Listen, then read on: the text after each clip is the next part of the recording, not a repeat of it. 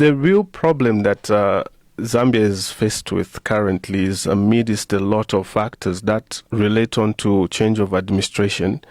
There has been consecration that obviously has dropped in terms of how teams are preparing. I think this problem is not for now. We remember very well on how even the under-17 were prepared to go to the World Cup. I think we talked about like several times in the place where the team is being camped and what really is happening around the team. And the most thing that has been coming out of the Football Association of Zambia is in finances. And if you are going to obviously have a friendly matches or you organize a friendly matches, that simply means you have to organize a whole lot of things. And this would range obviously to lodging, even the expenses around the other team or opponent. So it depends where you're going to play the team. So you have to be really strategic. But in going forward, I think these are things that need to, of course, be planned right ahead. I'm one of the person who would say, if you know that the tournament is in August, what really is supposed to be done between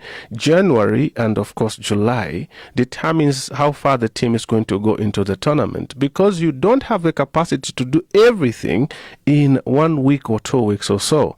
So at that particular time, you just have to do the very best that the team obviously goes into the tournament. So we are at a time when the only thing you need to do is let the team go and play, fulfill the fixtures, and come back home. We don't have... If they perform well, if they go beyond the group stage, that to me, that would be a big plus.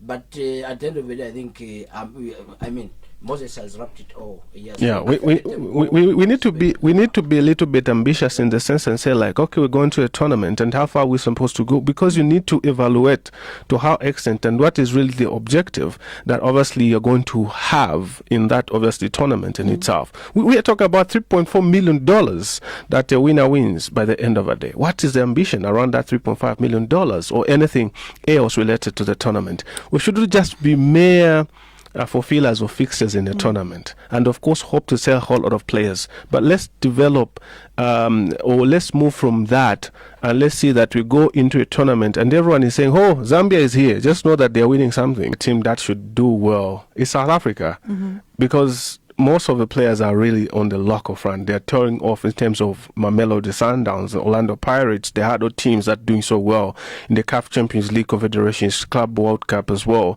Nigeria, well, Nigeria is in between the mix because they have less of the local talent that obviously stays in the country. They're shipping most of the players as well. I like Sudan though, and this tournament being playing in East Africa, I think they have an advantage. You should be surprised if I thought they're going to give most of the teams a tour order obviously to beat, especially that they are just very close to where obviously they should be based as well. It's quite interesting when you talk about these teams as well. But overall, I feel you just have to go on the pitch, play, and of course deliver. You might be champions of the